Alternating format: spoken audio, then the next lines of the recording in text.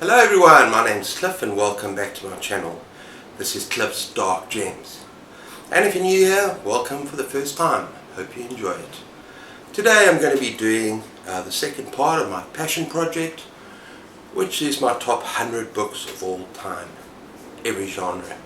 And now we're on 90 to 81. Stay tuned.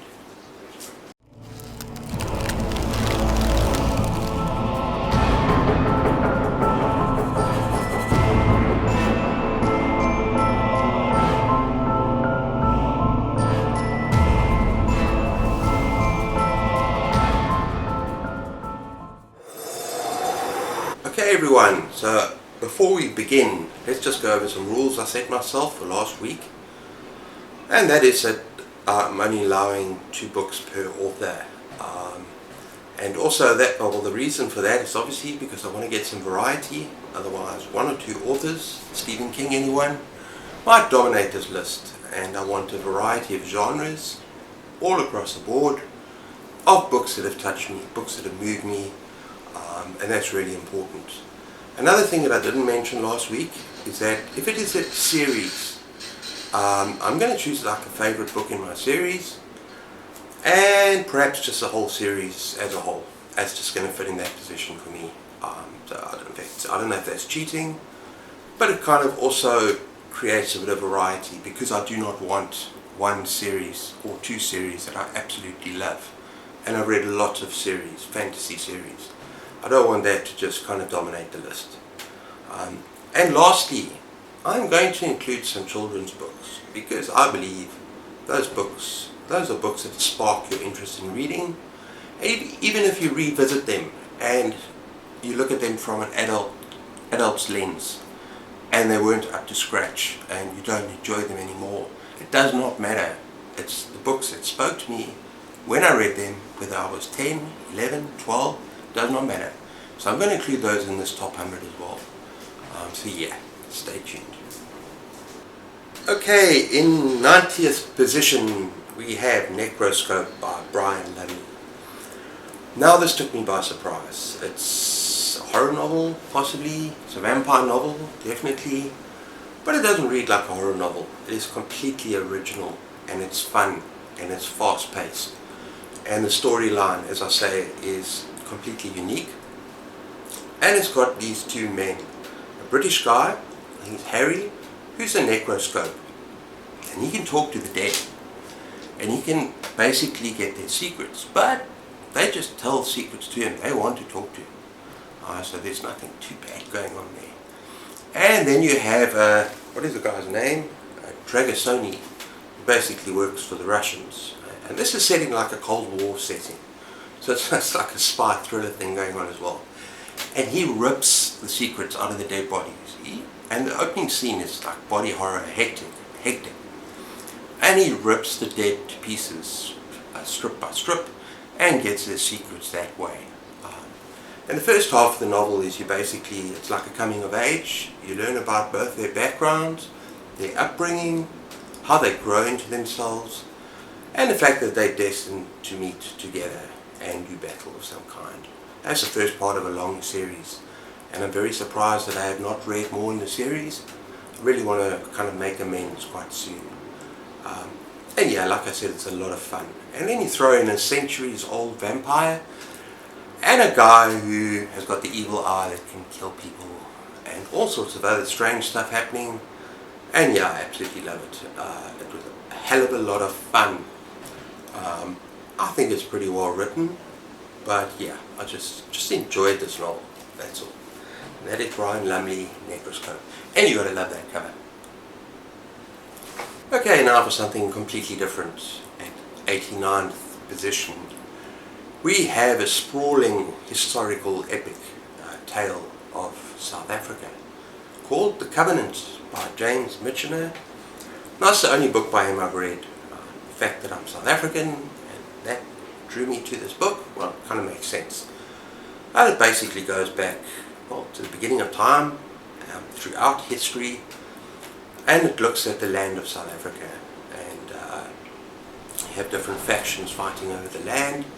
You know, the arrival of the Trek Boers, you've got these the Zulu Kingdom, and you got people fighting over the land and just the whole history. It was a lot of fun, and there's these families whose fates are intertwined, and I remember a lot of African tribes, and yeah, just very, very interesting. And I think it would be an interesting thing to compare this book to something like the American history.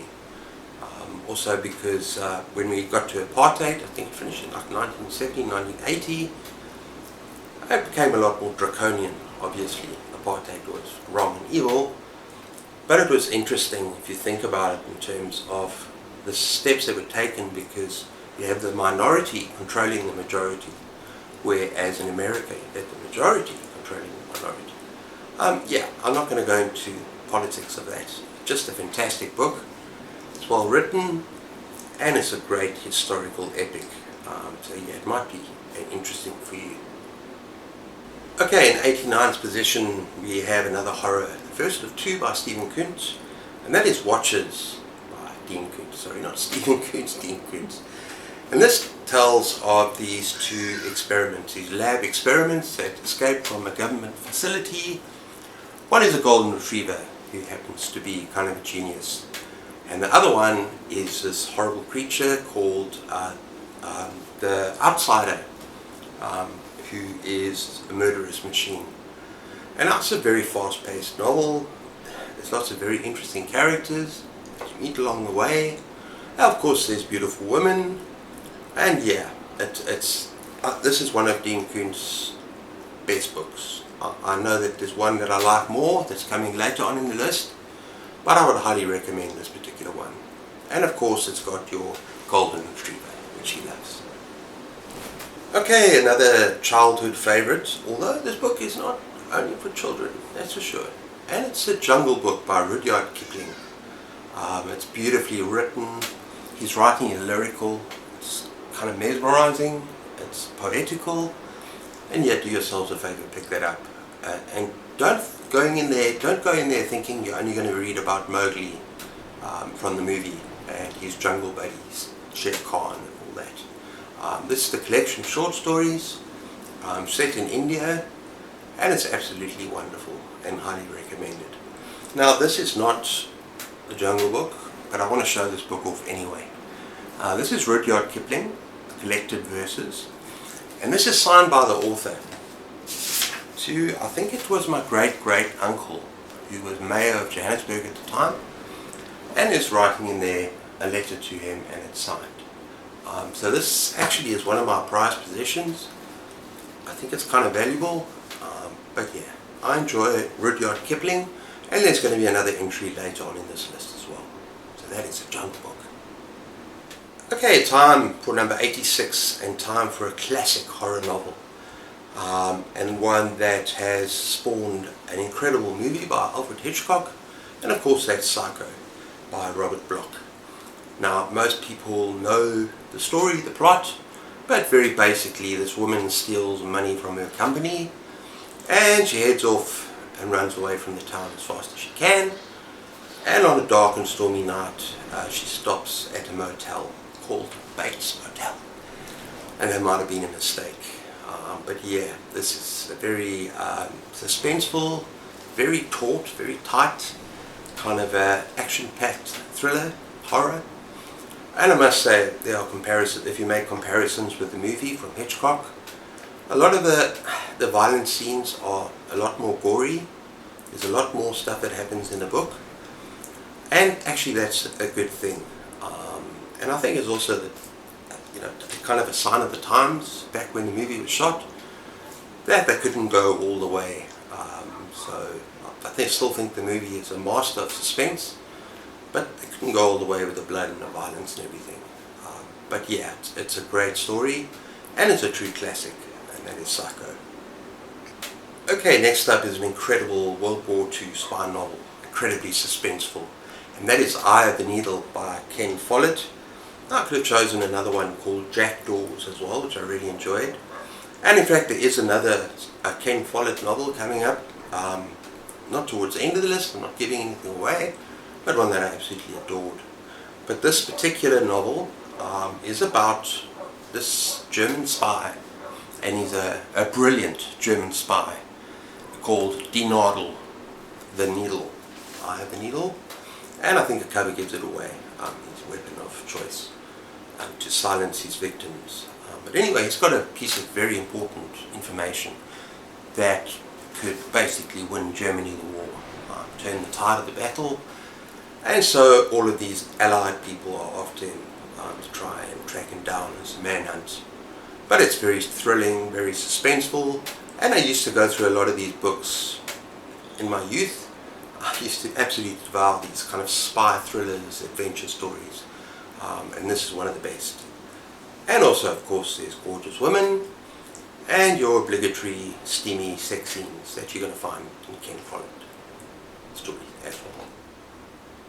Okay, now this is an interesting one.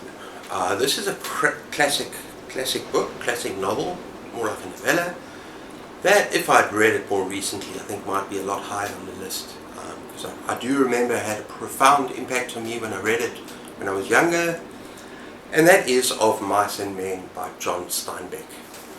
Now this is a story of two characters in the 1930s eking out a living, and that is George and Lenny.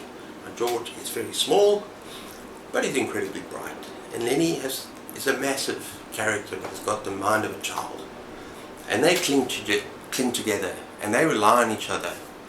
There's this love, there's this friendship, there's this bond, and everything around them is, I wouldn't say hate, but they go through all sorts of tough times with other people, and they rely on each other, and they're moving basically from one farm to another to try and get work, to put food in their mouths.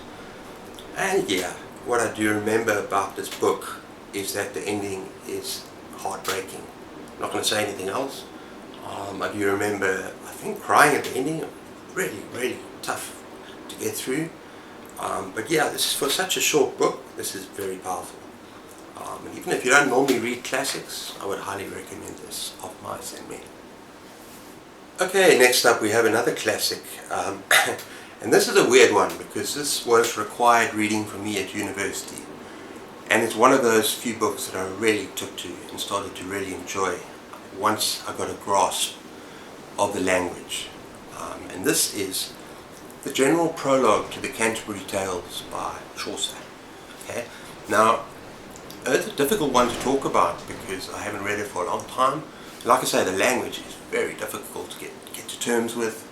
Kind of oldie English, and it's about basically a group of pilgrims, and the prologue is before they actually go off on their journey, and they're going to go on a journey to Canterbury to visit a priory or whatever. But anyway, they're a pilgrimage, and this pilgrimage is made up of all these characters that are incredibly diverse and basically represent medieval Europe, the diversity of medieval Europe at that time.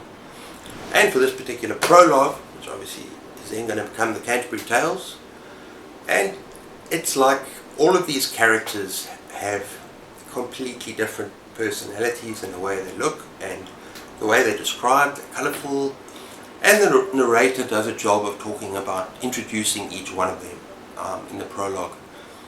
And I remember it being very colourful. I remember it being kind of humorous, gentle humour. And you've got everything from the rich to the poor, class divides. You've got the monk, you've got the knight, you've got the lady, you've got the nun, you've got all these different characters. And he gives this impression of these characters. And then when the Canterbury Tales starts, I'm pretty sure we studied a couple of the tales as well, which were absolutely hilarious. But then they each have to tell a story on the way to Canterbury, 2 stories, and on the way back. And so they start off at this inn, and then when they set off, the narrator is the judge, and by the time they get back to the inn, whoever tells the best stories is basically going to be rewarded with a dinner at the inn at everyone else's expense. So it's kind of fun. I don't know if I've completely butchered that review, but yeah, at the time when I was a student and I read this, it resonated with me. It was fun, and the characters were rich and three-dimensional, and it was just really interesting, like a kind of a look at medieval Europe at the the time, 14th century Europe. Okay everyone, for my final two, number 82 and number 81, I'm going back to my childhood. And as I said earlier, these books might not be the same if you revisit them as adults, but it was important to me as a child. Yeah, these books had a profound impact on me. They moved me, and they kind of sparked an interest in reading, which I think is important, and why I can't leave these books off a list like this. And in 82nd position we have Watership Down by Richard Adams. And it's basically a group of rabbits, yes, not humans, rabbits, that are given kind of human characteristics, friendly rabbits, and they flee their warren because there's a premonition of bloodshed and death. And they flee it and they look out for the promised land. They're going to move across and they're going to find a new place to live where they can live in peace. And of course along the way they face all sorts of terrifying obstacles, man being one of them, and then of course other creatures and other communities of creatures.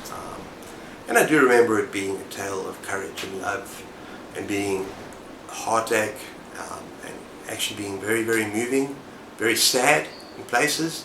And yes, I've seen the movie as well, but I really loved the book. I think I read it when I was 11 or 12, and it actually was a bit of a gut punch, the ending, and parts of it were kind of dark for that age, but I'm never going to forget it. And I'm never going to forget that these are some of the childhood stuff that really sparks your love for reading, and Watership Down was one of them. Okay, in 81st position, and probably one of the last really childhood books I'm going to mention in this whole list, but I couldn't leave it out. This did spark my love for reading. I think I read it when I was 9 or 10. It was my first fantasy series, and that is Narnia. And we're looking at The Lion, the Witch, and the Wardrobe. And of course that's about these 4 kids who get transported into this magical world of Narnia with a wicked witch and a giant magnificent lion. And of course at that time I didn't really think about any of the religious parallels or the Christian parallels that are kind of obvious. I just took it as a fantasy adventure that blew my socks off, blew my 9-year-old socks off. And so I can't really go back to it today. Obviously I'm going to see it completely differently. But that's besides the point. Some books you just treasure because they're there, because they're important books in your life, and they always will be. And that is Narnia and The Lion, the Witch, and the Wardrobe. And I love the movie as well. Okay everyone, so that's part 2 in my project. Next week I'm going to be doing number 80 to 71, I think that's right. And of course, as I move closer to number 1, you're going to probably find more and more serious books. Not just horror, but mostly horror. So yeah, next week is going to be number 80 to 71. I hope you can enjoy me. I hope you can join me. And I hope you enjoyed the content. If you did, please like and subscribe. Until next time, keep those pages turning, and cheers.